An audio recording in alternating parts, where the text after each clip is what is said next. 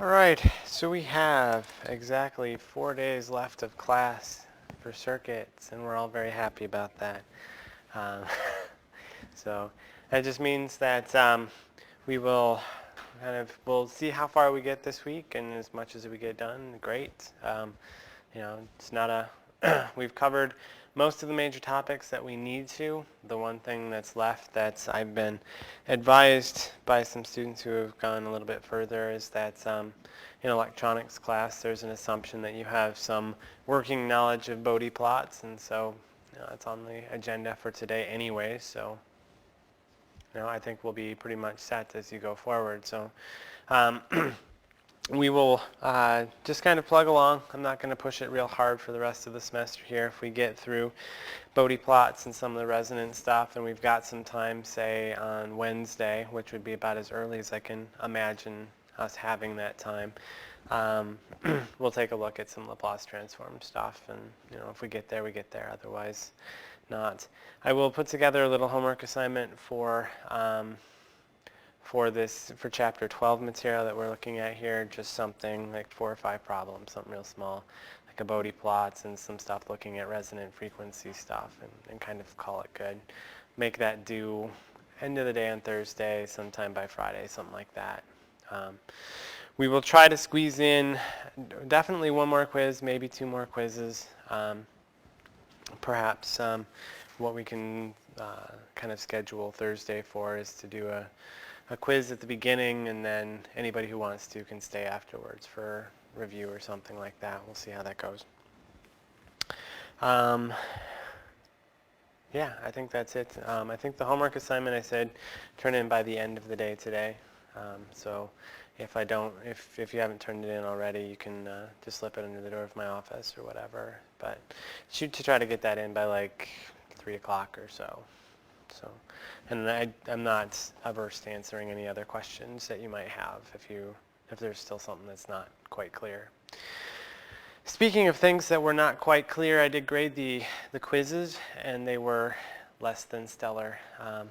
But part of it seemed to be, to me, just kind of a breakdown in not so much, it wasn't that you guys didn't understand the concept of how to calculate average power, but there was a breakdown in your circuit analysis techniques in terms of figuring out what the voltages and currents were through each one of the elements. And so therefore here is our pop quiz to start things off this morning before I hand back the quiz.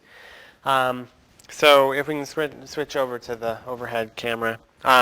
This is the quiz this is at least the circuit that about 2/3 of you saw on last Thursday. A few people in the online section saw a different circuit. But most people saw this version of the circuit, even if the circuit values weren't the same. And what I want you to do is just take a few minutes here, and using whatever analysis tool makes you happy, whether it's node analysis or mesh analysis or some kind of equivalence impedance calculations from chapter 1, whatever you want to do. Just find all of the labeled voltages and currents in this circuit. So there's 4 voltages I want you to find: V1, V2, V3, and V4 across each one of the circuit elements. And the 3 marked currents, I1 coming out of the voltage source, I2 going through the 5 ohm resistor, and I3 going through the 10 ohm resistor. So just find all those labeled voltages and currents, and take 4 or 5 minutes to do that.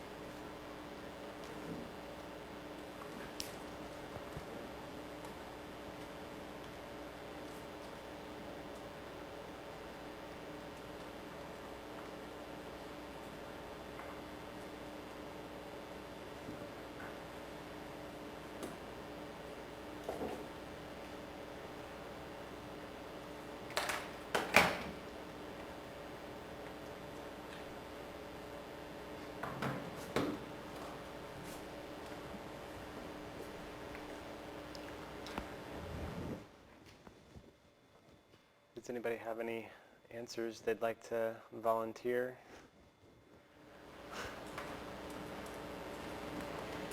No?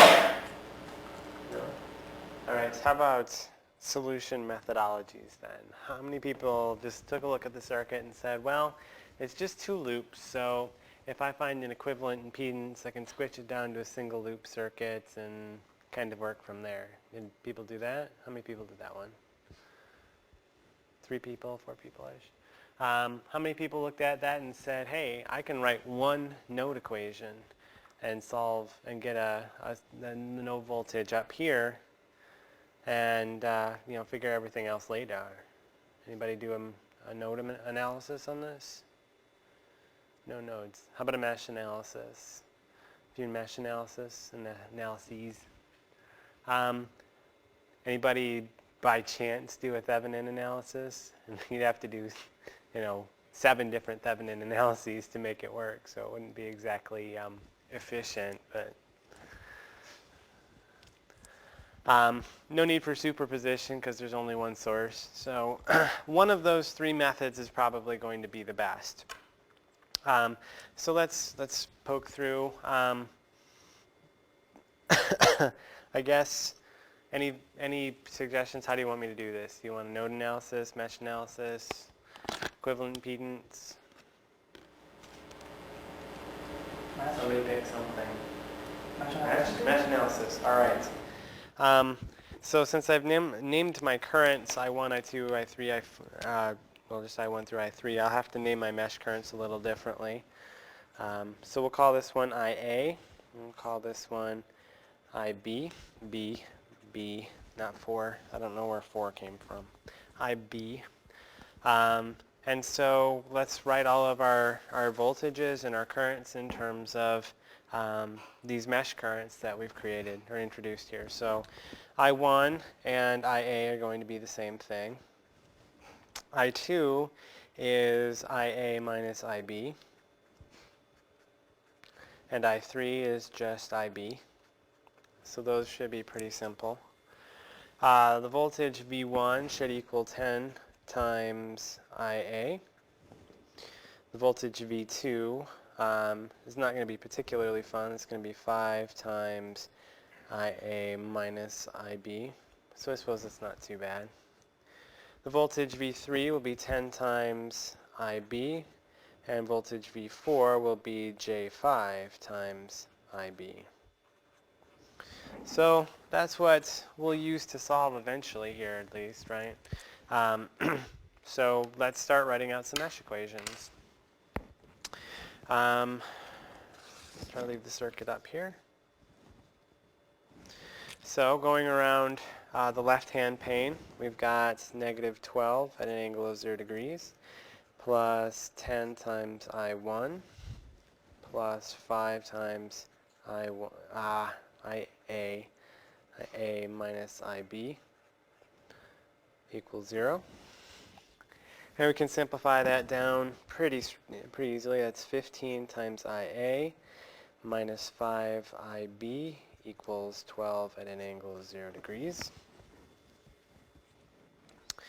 Going around the second loop isn't too much more difficult. We've got, so that was around the first loop, this is around the second loop. We've got 5 times IB minus IA. We've got 10 times IB. And we've got J5 times IB. And that equals 0. Simplifying that's not too bad either. We've got negative 5 times IA. And then we've got 15 plus J5 times IB. This will say 15 plus J5 times IB equals 0. So let's solve these simultaneously and find out kind of what's going on here. So simultaneous equations. We have 15, we have negative 5, and we have 12 at an angle of 0 degrees. Then we have negative 5, we have 15, J5, and we have 0. We solve that, and we get, and my calculator is in rectangular mode. That's how I usually keep it. So the initial answers here I'm going to write out in rectangular mode. So IA is 0.89-ish minus J.033 amps, and IB is 0.263 minus J.099 amps. So let's see what those are in terms of rectangular or polar coordinates or phasors. So 0.89 minus J.033 to a phasor gives us, this is also 0.89 at an angle of negative 2.12 degrees. Yeah, pretty close. Actually 0.12347. But anyways. So the other one, this 0.263 at an angle, oops, not at an angle, but negative 0.099. It's polar, gets us 0.281 at an angle of negative 20.63 degrees, or thereabouts. Again, you know, all of this is subject to a lot of rounding. So where you should see pretty similar numbers are in like the first two digits, and then when you start getting into, you know, the hundreds and thousands place in your fractions, those are going to be a little different than mine, perhaps. Okay, so we've got some numbers. So what do we do with them? Well, let's go back to what we had before, and let's see if we can squeeze both of these on. So now we've got things where we can find out what the voltages and currents are, because we've got IA and we've got IB. So let's start playing around with these things. So V1 is 10 times IA. So that's going to be 10. Basically it should be 8.9 times, or at an angle of negative 2.12 degrees, right? I think. 0.89 at an angle, not square roots, but an angle, negative 2.12 degrees times 10 gets us 8.9 at an angle of negative 2.12 degrees volts. Let's skip V2 because it's just a little bit more difficult, and do the other easier ones first. V3 is 10 times IB. IB is 0.281, an angle of negative 20.63. So that should give us 2.81 at an angle of negative 20.63 degrees volts. This one will be a little bit more, this one will change the phase angle a little bit. So we've got that 0.281 at an angle of negative 20.63 times J5. And you get 1.405 at an angle of 69.37 degrees.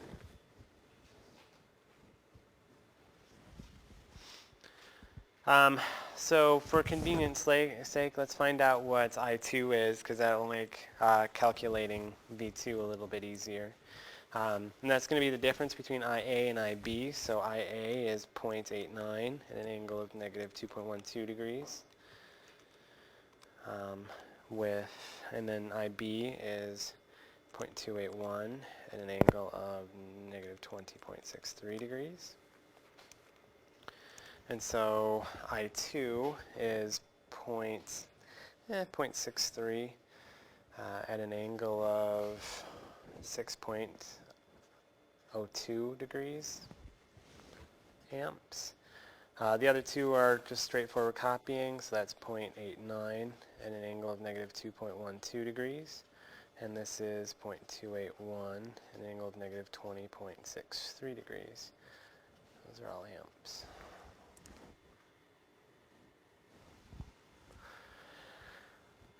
one last thing to solve then.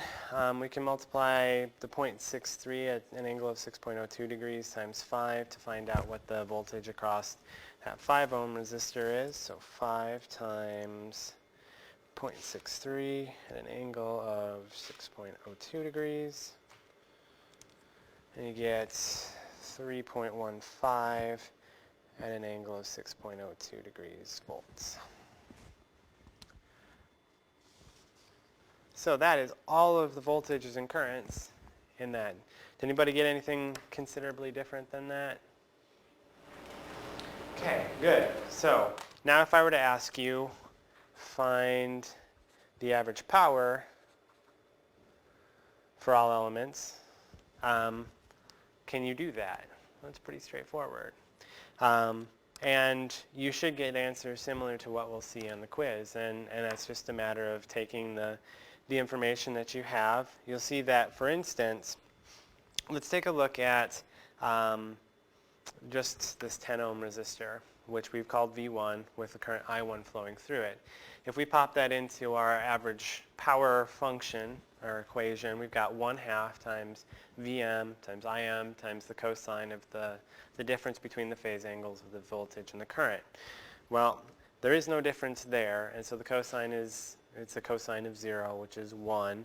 And so you just multiply the voltage times the current, 8.9 times 0.89 divided by 2, and that gives you the number of watts. And average power is measured in watts, not volt amps. There are a couple of people that did that on the... if you do RMS average power, then you get volt amps. But we're working with peak values, and so you're using watts instead. And similarly, you could go through each of the rest of the values. And if you do, for example, the average power for this inductor, you should find that there's a cosine of 90 degrees, which should give you 0. And so there's no average power absorbed by the inductor. So the key thing that I saw in most of the quizzes was not a fundamental misunderstanding of how to do average power. It was just a lot of kind of messed up circuit analysis. And that's where, yeah, I guess I don't know what else to expand on that. There's just a lot of circuit analysis where people, I guess they tried to take shortcuts or something or another. Now, when I did the quiz and I came up with my solutions, I didn't do a full-blown mesh analysis. That's kind of a lot of work. And so I did as little work as I could possibly do. So for example, when I was working on it, I said, well, let's combine these two in series and then combine that in parallel with this one. Then I can do two things. I can find, number one, what the current I1 is, and I can also find what the voltage V2 is. So I just do 12 divided by 10 plus whatever the equivalent impedance of this is, and that'll give me the current I1. I do a voltage divider of whatever this impedance is with the 12 volts, and that gives me V2. So I've got I1, I've got V2. I can quickly divide V2 by 5 and get the current I2 that's running through there. Then I can use KCL and say, well, if I know what I2 is and I know what I1 is, then I can find out what I3 is just by using KCL, like I mentioned. So, you know, that's the least amount of work that I can do, and I can alternate back and forth between using the 1/2 Vm Im method and the 1/2 I squared R method to find out what the average power is, using the least amount of work possible in terms of my own, you know, pencil and paper stuff. But when in doubt, you can always do something like this and say, look, I know that you guys can do mesh analysis. I know that you can do a nodal analysis problem. And so you can always fall back on that and say, I can do this as a nodal analysis problem. I'll find all of the node voltages, and I can do the average power from there. So, yeah. So let me hand back the quizzes now. I'll scribble out the final answers as the quizzes are going around, at least for the in-class version of the exam or the quiz. And I may do. We'll see if there's not something I can do to help about with the kind of poor grades on this quiz, because I gave out too many low numbers. But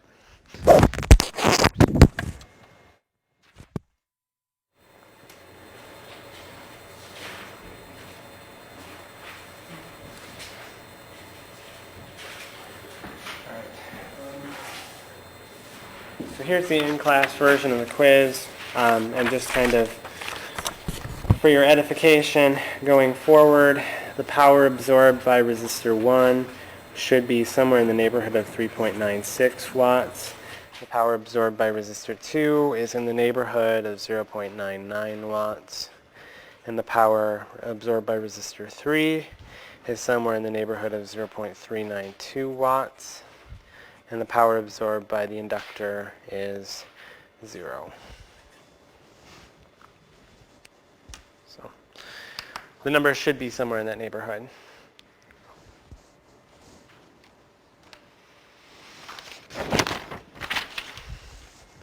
Any questions or concerns?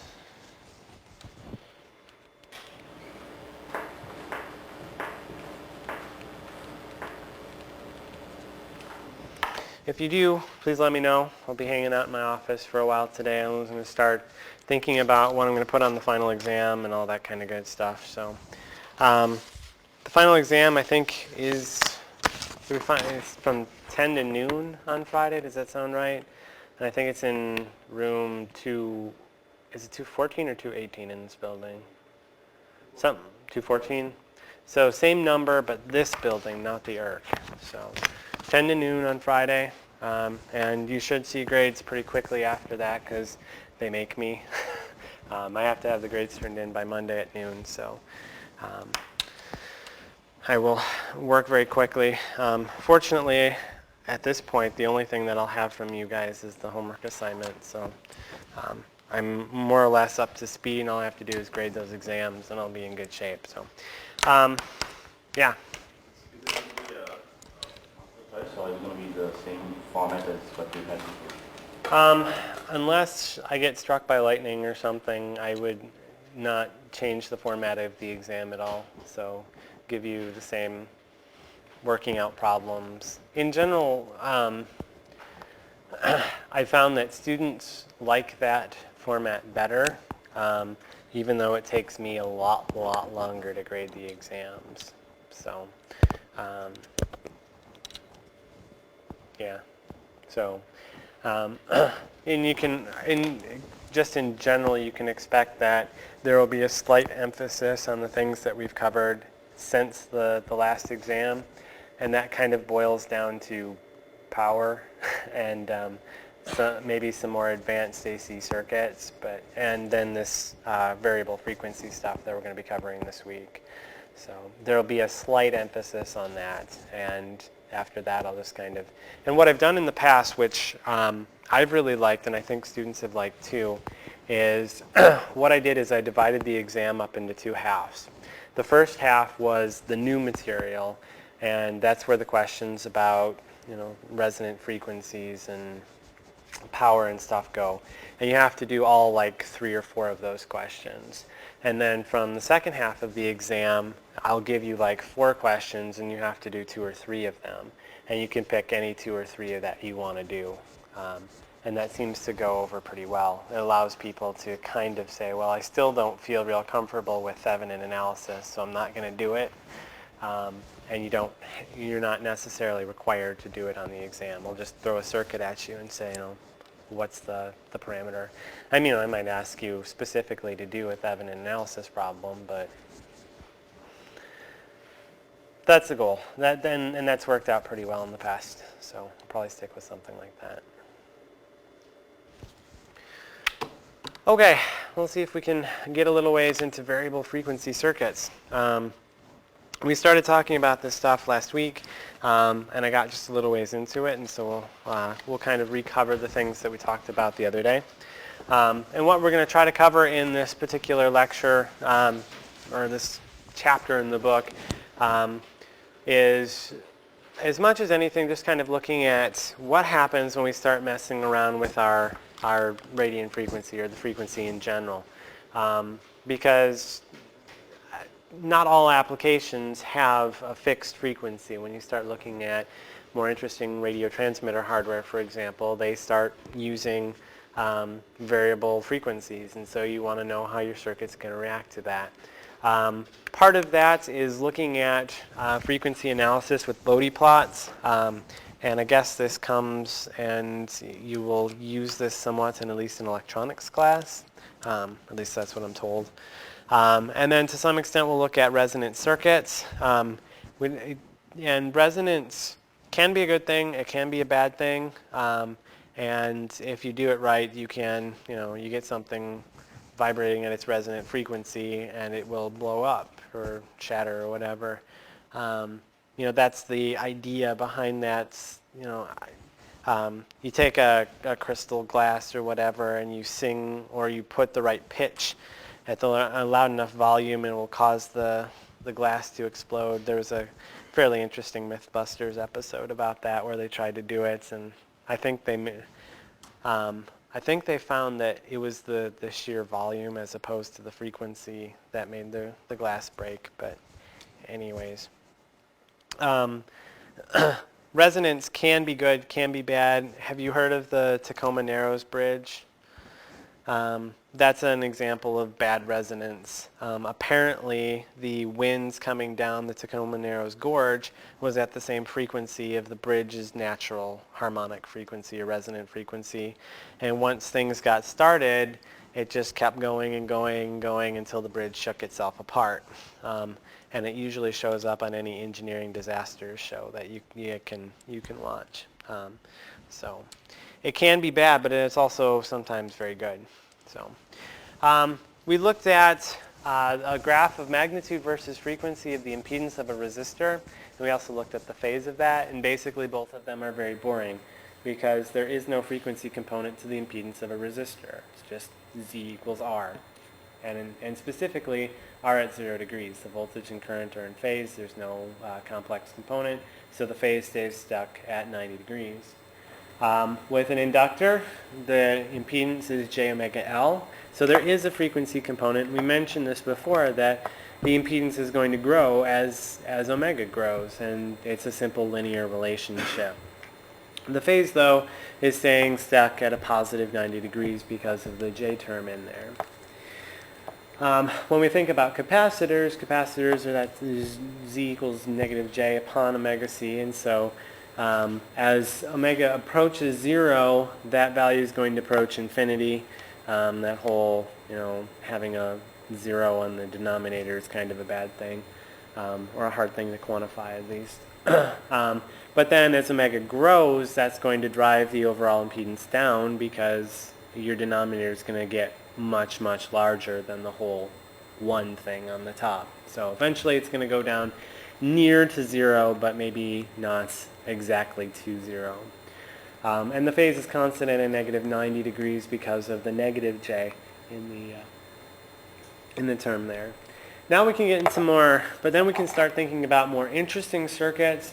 And this was a series RLC circuit. We just had a resistor with the value R, an inductor with the value L, and a capacitor with the value C. So if you sum up the equivalent impedance around that circuit to kind of figure out what's going on, we do a couple of things. We multiply by j omega c to get something out of the denominator, which is where the extra j omega comes from up here. So you had the j omega times L to start with, and then we multiplied by another j omega c to, and so we now have j omega squared times LC plus j omega times RC, which comes from this term multiplied by the j omega c. The 1 is what's left over from here, and then this extra j omega c in the basement comes from the fact that we multiply both sides by j omega c to get rid of this, and so we take it back away from the z term on the left to get back to this form. So we have j omega squared times LC plus j omega RC plus 1 over j omega c.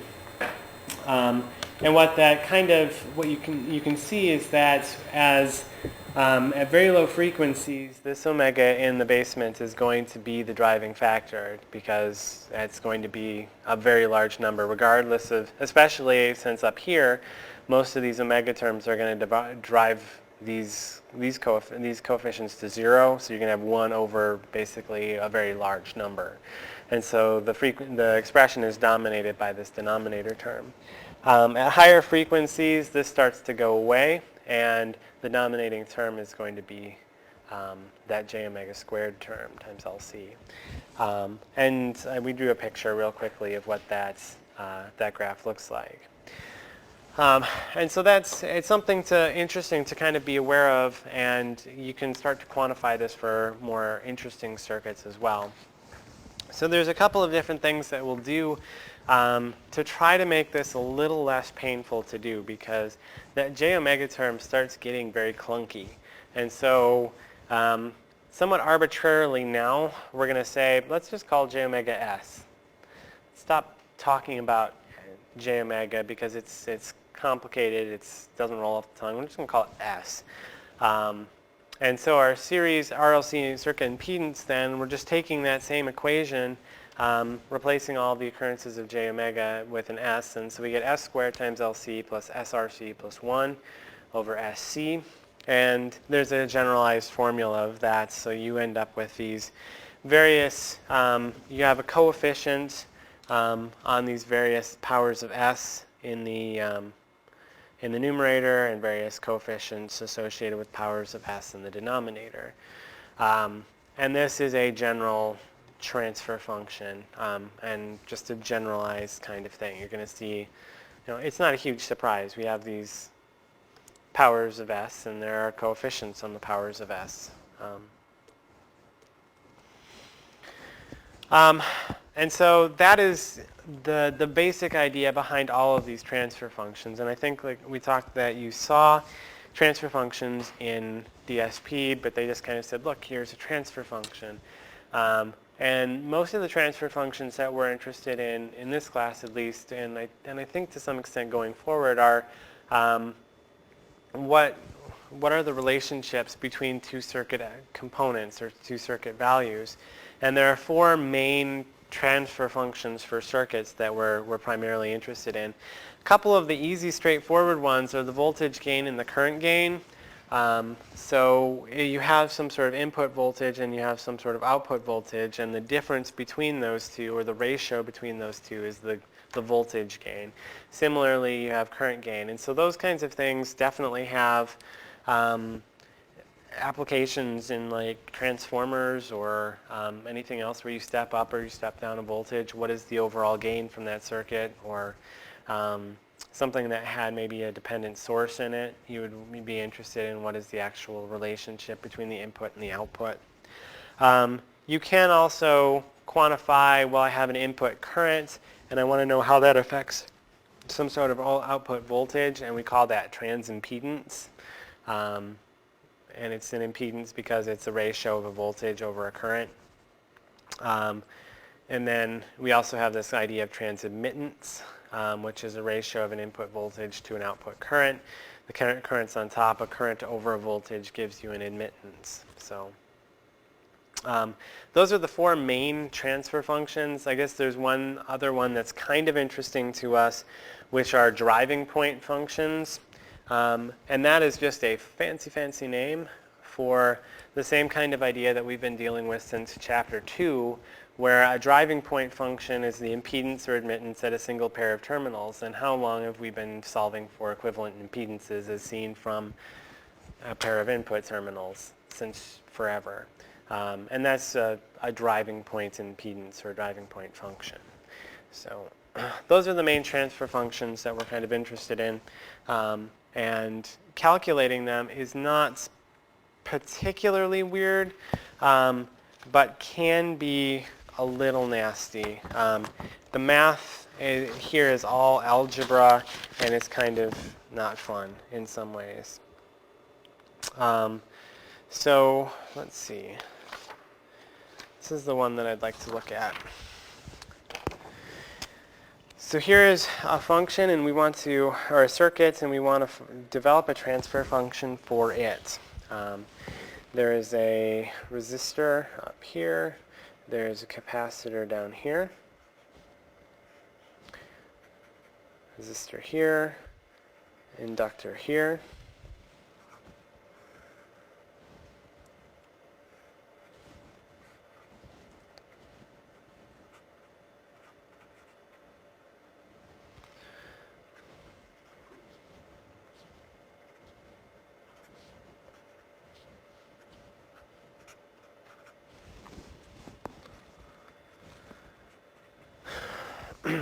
So here's our basic circuit.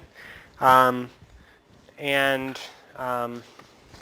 what we want to find is what the voltage gain is in this circuit, or the voltage transfer function. And specifically, we want to find what is V out over V in as these functions of S. So we start thinking about what are the impedances of each of these elements, because that's the first thing that we need to know is, this is not an issue of time. We want this to be a function. And so the impedance here is just going to be the same. It's just going to be R. The impedance here is going to be 1 over S times C. And that's the same as the negative J upon omega C. But we're just bringing the J back down and replacing the J omega term by S. This is still just going to be R2, the same value is going to be there. And this is going to be S times L.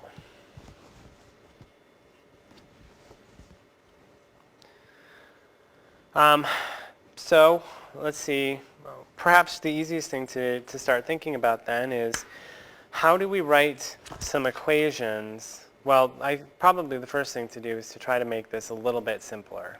So let's get rid of this whole parallel nastiness here and kind of get that cleaned up a little bit. So we'll replace it with just an equivalent impedance.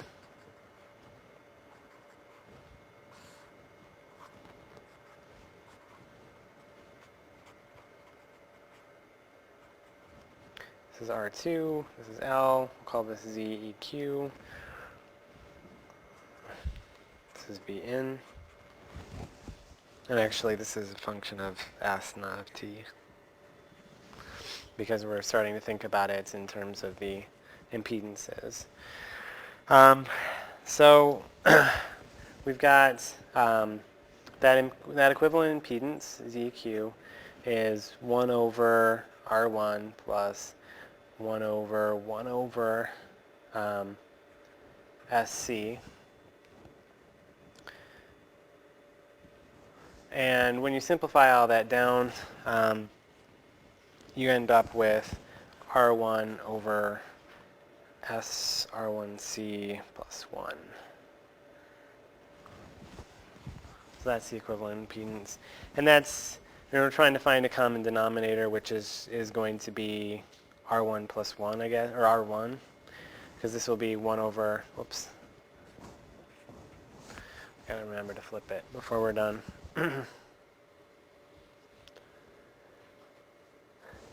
So that's our equivalent impedance, and that's where the math becomes nasty, and I'm kind of deliberately skipping it because I don't want to do it and kind of cheating with with this. So that is the equivalent impedance of this area here, and so now what the easiest thing to do is to just sit down and say, how do we write an equation that quantifies what V out is? And how do we write an equation that quantifies what V in is?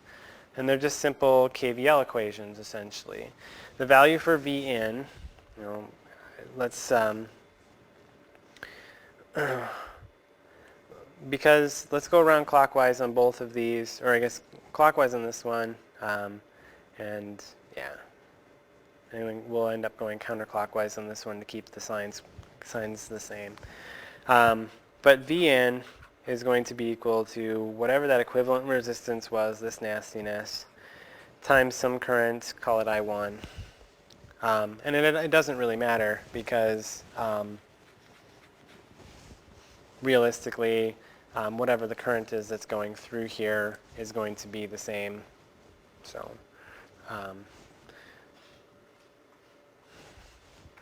it's the voltage across that equivalent resistance plus R2 times that current I1 plus SL times that current I1. And that gives us what the value of the input voltage is. Okay. Now to make sure that we get the signs right and get this kind of in the same form, we will go around counterclockwise on this one, so that V out equals R2 times I1, so come around this way, and then SL times I1.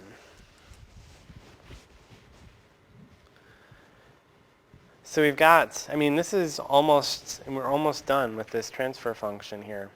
From here, we just say, all right, well, let's put this equation on top of this, or this equation on top of this equation. One of the first things that should be somewhat apparent is that the I term will just disappear. We can factor that out of each one of the terms. It's the same current running through all of the components. Once we put that into the, so V out over V in equals R2 plus SL times I1 over ZEQ plus R2 plus SL times I1. And so the I1 just drops out of the equation. It's gone. It cancels out. And so the simplest form of our transfer function is R2 plus SL over, our equivalent resistance was this R1 over SR1C plus 1 plus R2 plus SL. And so that, in a lot of ways, is a perfectly good transfer function. There's not a whole lot more that you might even want to say. The only advantage to doing anything more to this is to get it into kind of that canonical form that we had talked about before, where you have simple power or simple coefficients on various powers of S. And doing that is all algebra and all a bunch of kind of nastiness, to be honest. So you would have to start thinking about multiplying both the top and the bottom by S1 or SR1C1 plus 1 to get rid of that, and that puts some stuff up into the top, and you start rearranging the terms, and it's kind of all a lot of not fun.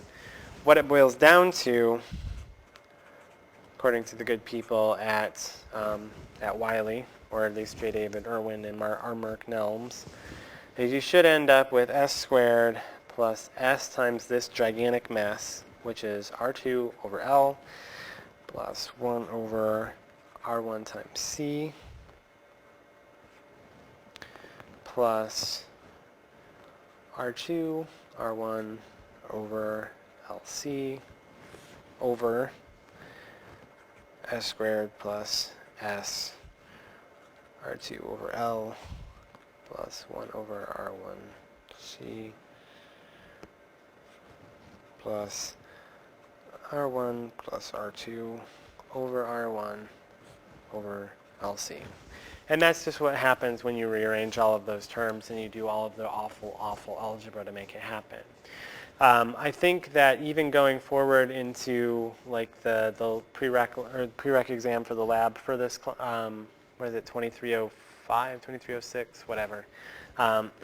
This is a perfectly good transfer function, leaving it in this form. And if I asked you to do a transfer function, I would be happy if you left it that way, because I don't want to do this math either. And that's just how you get those transfer functions. And getting it into this kind of canonical form is just a bunch of algebra to make it happen. But all we did is we said we want to know what is the ratio of V out to V in. And so we wrote some simple KVL equations to find out how can we quantify what V in is in terms of these circuit parameters, and how can we quantify what V out is in terms of these circuit parameters. We came up with these two equations. Fortunately, this I term just kind of disappears, and frequently it will. It shouldn't be the kind of thing that stresses you out a lot. And we just wrote this equation. We took this stuff and plugged it into this idea up here, that our voltage gain is going to be V out over V in.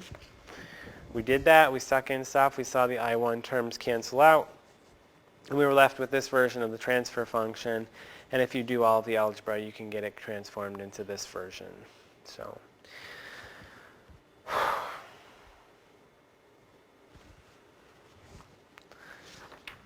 and that is, in a lot of ways, as much as I ever want to play with transfer functions myself. There is a little bit more that we can do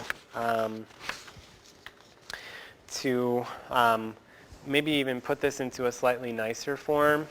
And are you guys familiar with poles and zeros? Is something you heard of? So that's what we're going to want to do with these transfer functions as well, is once we get these kind of crazy versions that have all of these S terms in them, we're essentially going to factor them to get all of the individual components that comprise S. And so, like on the PowerPoint slides, we take this version of S that's or the transfer function up on the top, and we factor it out to something here on the bottom. And what that gives us is some constant term k0, then a bunch of values of zeros, and then a bunch of pole values as well.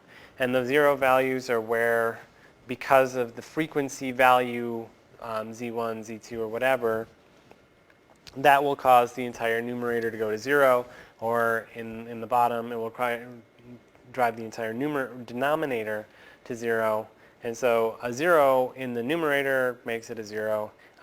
If it's a 0 in the denominator, that drives it towards infinity, at least temporarily. And so those are the zeros. When it's up in the top, it's a pole. If it's down in the bottom. And so that's how we're going to kind of really want to see the transfer function. And I am very glad that on a regular basis I don't ever have to even think about turning one of these kind of things into a nice canonical form with poles and zeros, because that would be about the most evil thing that I can imagine someone making me do. I really, really wouldn't want to do that. So just really quickly, here's a little circuit, and I'm going to go ahead and I'm just going to give you the transfer function. And actually, I'm not even going to bother drawing the circuit. I'm just going to give you the transfer function. The voltage gain is 1,000 times S times Cn times Rn over 1 plus SCN Rn times 1 plus SC0 R0. And this comes from an audio amplifier circuit specifically. And we would like to know what the poles and zeros are if let's see, Cn equals 3.18 nanofarads. Rn equals 1 mega ohm. Or is that a mega ohm or is that a milliohm?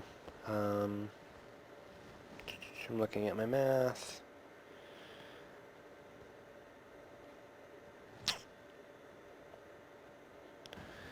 I'll have to double check on that one. R0 is 100 ohms. And C0 is 79.58 nanofarads. Let me check on this Rn real quick to see what it's supposed to be.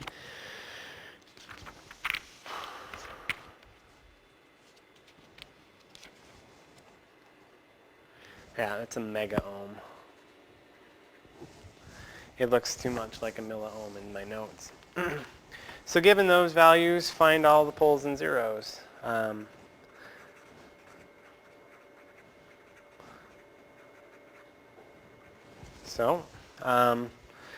Fairly straightforward.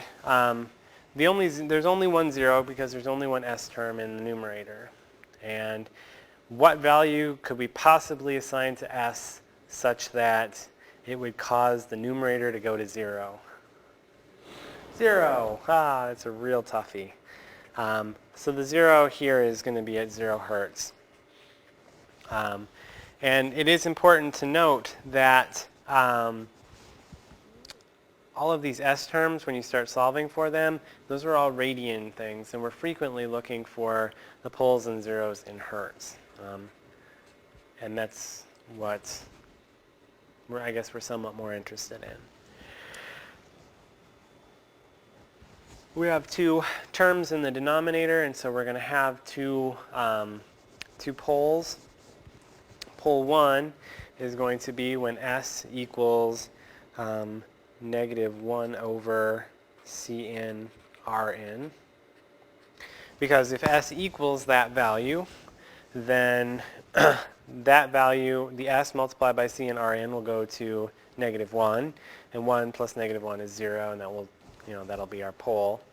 Similarly over here, pole 2 is going to be when S equals negative 1 over C0 R0. So plug in some values. If we have, nano is 10 to the negative 9, I think, right? I always get those screwed up. So if we have a, let's see, where was S? Okay, Cn is 3.18 nanofarads times 1 mega ohm, which is to the positive 6th.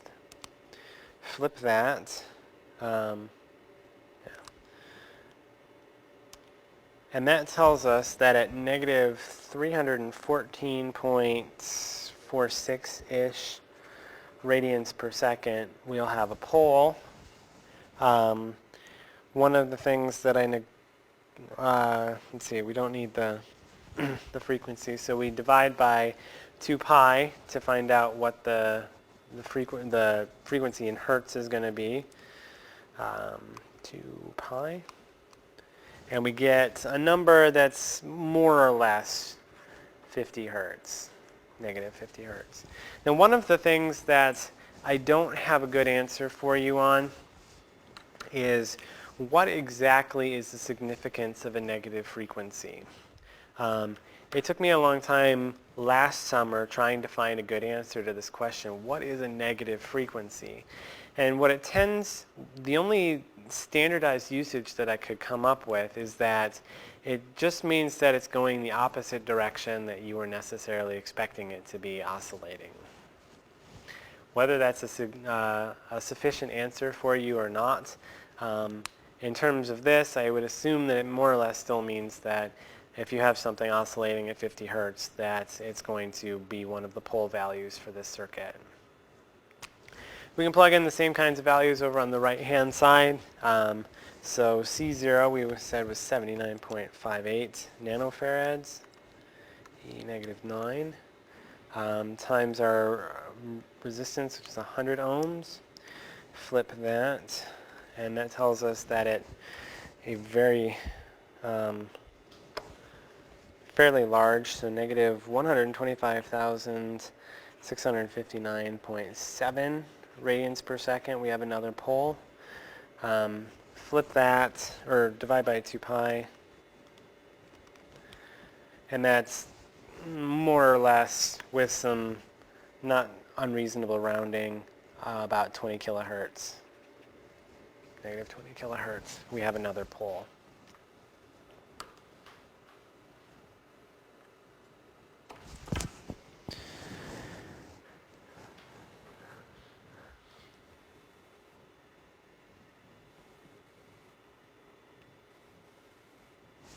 So, poles and zeros for this particular circuit. All right, so that gets us into Bode plots, where we're going to try to come up with a way to visualize the response of these transfer functions. You can sort of more or less kind of get a transfer function now. I don't know that frequently you're going to be asked to calculate transfer functions unless it's something that you're designing. It's like, I want this to behave this way or something like that. But what Bode plots allow us to do is visualize these transfer functions and do a quick and dirty approximation. And really, my impression is that Bode plots are really back of the envelope kind of calculations. You're standing at somebody's cubicle or in their office and they've got their whiteboard up on the wall and you're trying to say, all right, what should this circuit look like? Or you've got this circuit and you're trying to analyze it and you're saying, what should the frequency response of this circuit look like? And a Bode plot allows you to do that in a pretty quick and dirty manner.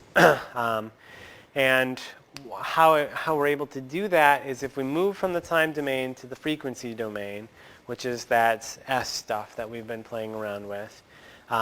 What that does primarily is it takes all of the multiplications of all of those terms in the denominator and numerator, and it turns all of that multiplication into addition. And so it's a much more straightforward thing. And similarly, it turns division into subtraction. And so instead of having to try to do the multiplications and divisions of all of these things in your head, you can just do some simple addition and subtraction of some known behaviors, really.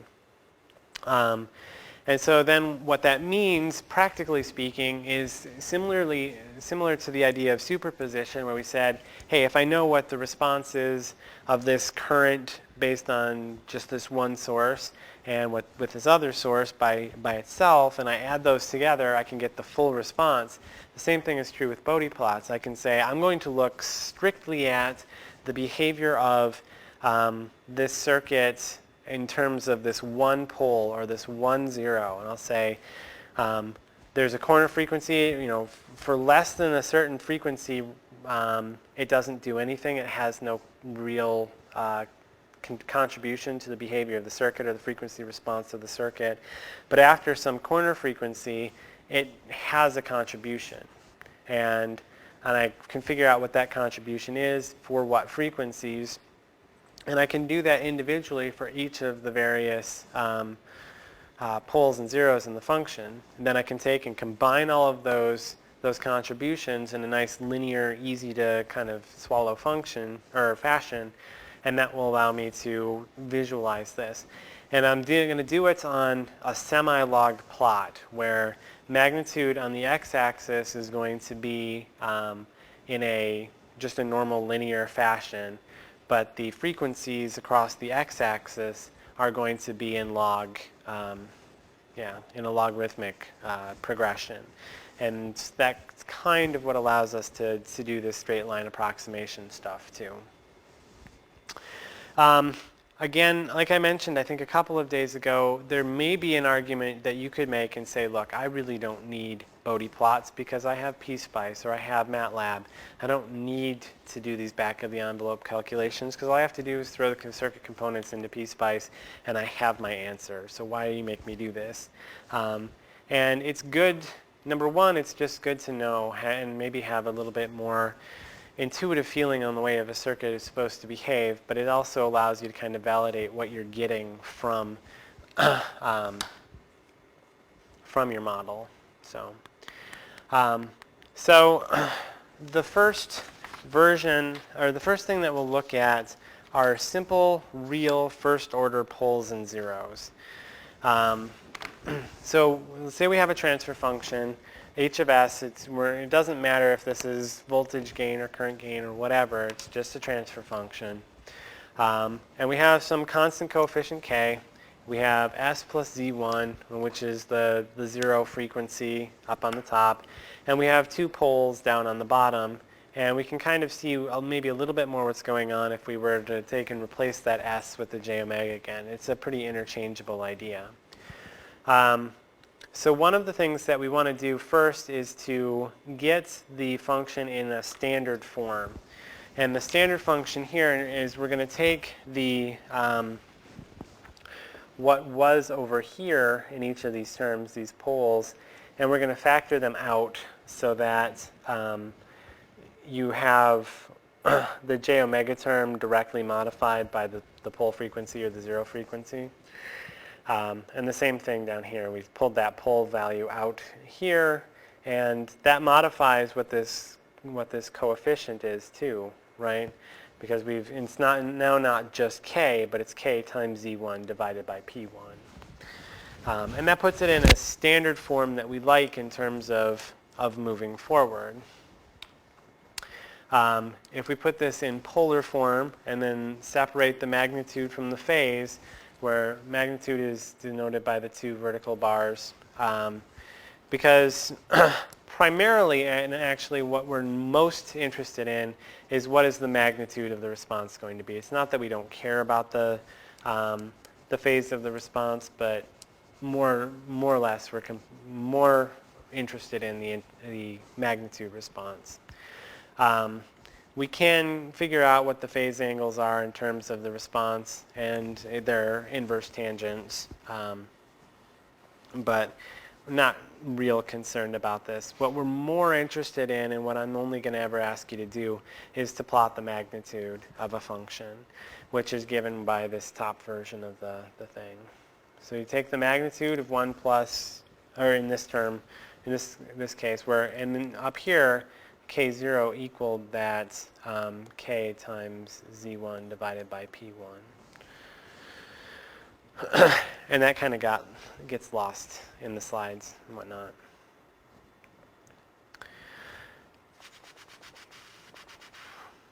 But we can plot both of them, but we're going to focus more of our time on the magnitude plots. So you multiply, you look at the magnitude of this, the magnitude of that, and each one of these is going to tell us something about where the poles and zeros are and how the circuit behaves at those pole and zero frequencies. The next thing that we're going to do in order to make this all work in a nice linear fashion is to put it in decibels. And specifically what that means to put them in decibels is to take that magnitude, find out what the base 10 log of that and base 10 logarithm of that value is, and then multiply it by 20. And that's just the proper way of calculating what a decibel value of something is. Take the log base 10 and multiply it by 20. It's kind of interesting that I think a lot of people are not aware that the decibel is, I mean, that's the deci part on there it's a standard SI prefix that when people came up with this, the base unit is a bell named after Alexander Graham Bell. But they found that the bell itself was an utterly useless metric because it was so just gigantic. It's like, it would be like saying, well, the mile is our base unit of height or length. And so you'd be talking about everybody in terms of, I'm like, well, whatever, 6 over 6 divided by 5,200. You'd be talking about the fact that I'm roughly 0.0011 miles tall. And that's not particularly useful, just like a bell is not a particularly useful metric because it's so large. And so a decibel, or 1/10 of a bell, is a fairly useful measurement. Anyhow, so the amplitude works out to be, when you do that 20 log thing, that allows us then to say, well, all of these, when I'm doing this division, all of the division turns into subtraction. And all of the multiplication of, say, for example, let's just focus on the numerator here. The multiplication of k times this magnitude of our 0 just becomes 20 log k sub 0 plus 20 log k, 20 log base 10 of our 0 frequency. All of the multiplication turns into addition, all of the division turns into subtraction, and now we don't have to worry so hard about all of the kind of the nastiness. So then we can take that second equation and start looking at how do each of those look as individual components. And so qualitatively speaking, and we'll look at pictures of this in just a little bit, but if you look at what is the frequency plot of 20 log base 10 of k0, well, there's no frequency component in it. There can't be a frequency response. I mean, it's constant, just like a resistor has a constant frequency response. The frequency plot of 20 log k is a horizontal straight line at the value of whatever you calculate 20 log base 10 of k0 is. And just plug it into your calculator, that's the magnitude response.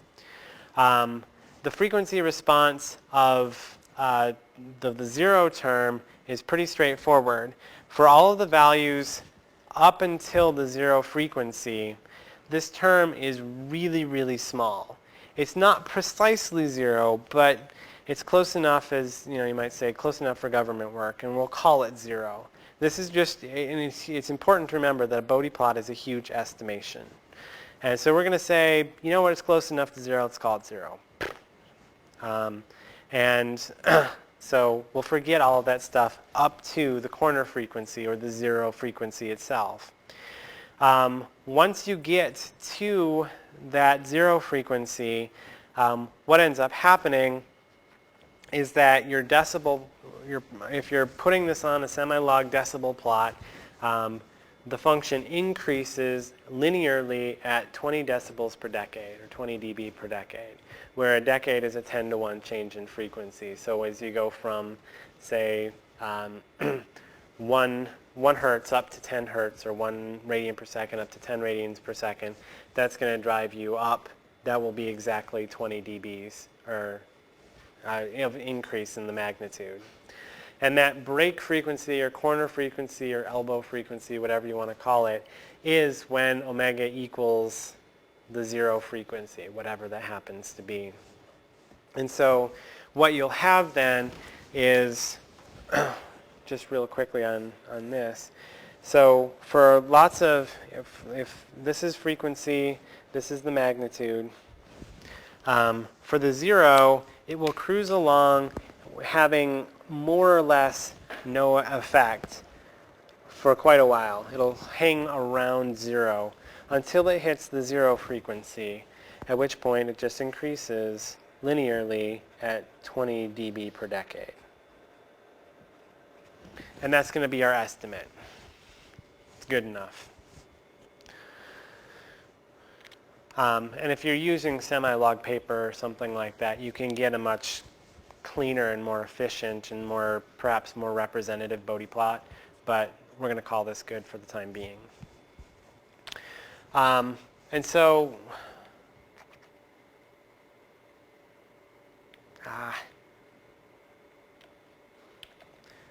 there seems to be a missing slide. The other part is dealing with each one of the poles. And the poles work pretty much the same way as the zeros, with one minor difference. Their contribution up to the pole frequency, whatever that is going to be, is still going to be zero.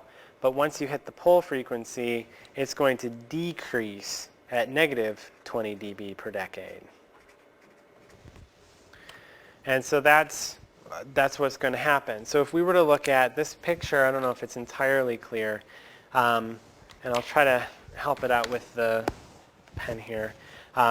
We find there are three different, or there should be, I think, three different contributors here, maybe four. For a while, so the first one is our constant term, K0.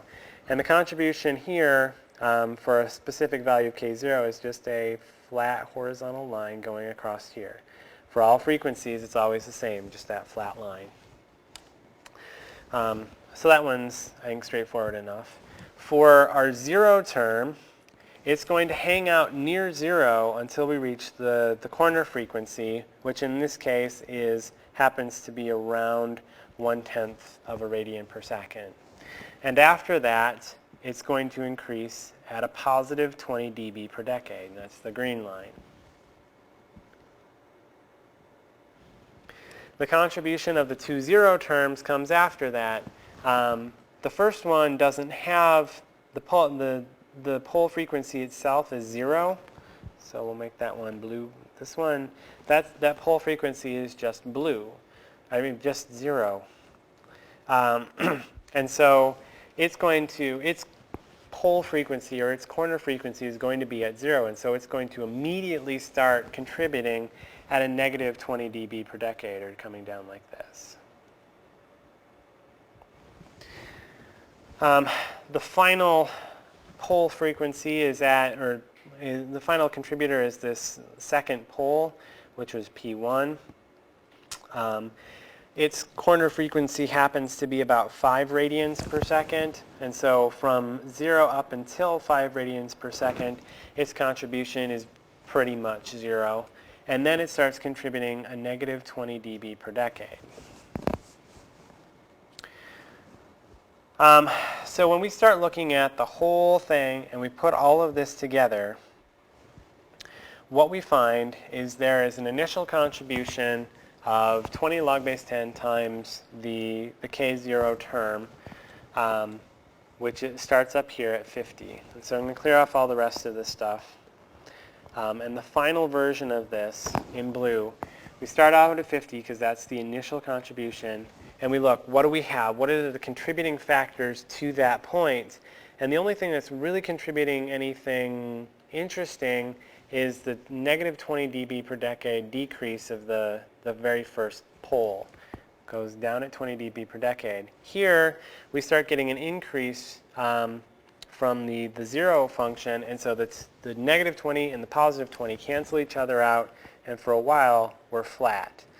Then the second pole takes over and drives us down more or less forever at negative 20 dB per decade.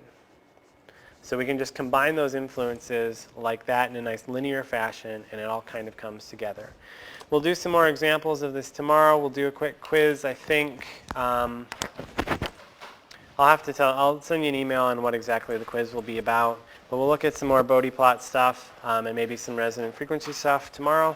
Have a good one. Turn in your homework by the end of the day.